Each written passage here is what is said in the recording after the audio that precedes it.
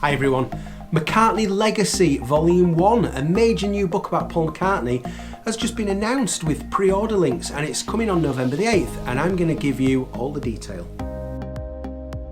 So I've kind of known about this book for a couple of years, the fact that it was being researched and written, but yesterday the pre-order links went live. I'm going to put loads of those down in the comments in the description for various countries and different retail sites. And I've also got a full description of what the book is, which I'm going to read to you, and this might be a little bit more in depth than what you've seen on their website. This came directly to me from the authors. So here's a description of this book. Set against the backdrop of the Beatles splintering over both business and creative issues, McCartney Legacy Volume 1 covers a period in which Paul McCartney recreated himself both as a man and a musician. This is an in-depth and revealing exploration of his creative life beyond the Beatles, featuring hundreds of interviews with fellow musicians, tour managers, recording engineers, producers, filmmakers and more. McCartney Legacy gives McCartney's post-Beatles life and work the kind of in-depth treatment that Mark Lewison has given the Beatles. Well, that sells it to me for a start. It's the first truly comprehensive biography and the most finely detailed exploration of McCartney's creative life beyond the Beatles ever undertaken.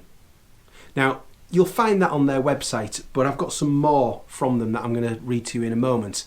So what's really piqued my interest about this is the comparisons to what Mark Lewison is doing with the Beatles.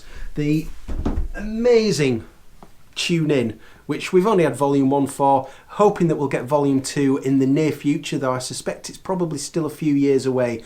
But this is what, in hundreds of years' time, the historians of the future, this is the book that they're going to be referring to when they want to tell the Beatles story. And if we can have something similar for Paul McCartney, then that would be fantastic. There's certain Paul McCartney books that I really enjoy, like this one, Man on the Run, Paul McCartney in the 1970s by Tom Doyle. It's great, it's been written via loads of interviews with Paul. There's another one called Fab, An Intimate Life of Paul McCartney by Howard Soons. That's really good as well, and that goes much more up to date, really in depth. But as great as these books are, they are not Lewison level of research and storytelling. So if this is going to be as it claims, I'm really excited about that because I think it's a story that's absolutely worth telling. There are certain things that I think are very well documented in Paul McCartney's career, but there's other things that really aren't. The university tour, for example. The authors have already said on Twitter that they're going to be bringing that to us in multicolour detail. Well, that sounds great. But I want to give you some of this more information that I've had directly from the authors that I couldn't see on the website anyway.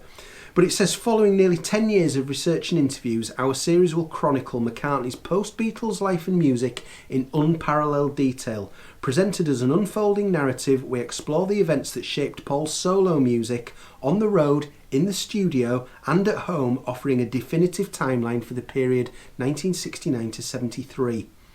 The story is told by those who lived it, including Paul, probably the most interviewed man on the planet, who is represented through hundreds of archive interviews, magazine, audio, video, newspaper, music press, etc.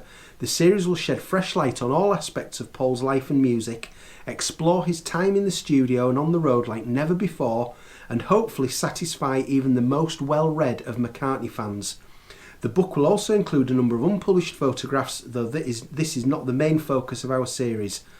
This book and series is the whole story of Paul's post-Beatles life and work, not a critique of his music, but a historical document for the ages. Well, that sounds really intriguing to me. I'm definitely up for getting this particular book and seeing what can be offered here.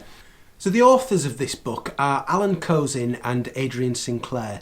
Now, Alan Kozin was a New York Times reporter for nearly 40 years, and he worked mainly on the classical music section, but he was also the man that they went to whenever they had any Beatles story to run. And as a result, he interviewed Paul McCartney several times during his career. So he's had first-hand access to the man, and he's been covering his career as a journalist for decades.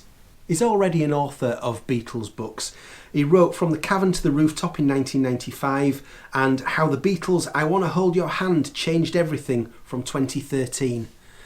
Adrian Sinclair has done the bulk of the research for this book, and he's worked as a documentary maker for many years now. So I really hope that this book lives up to the hype that the authors have given it, and so far I don't see any reason why it won't.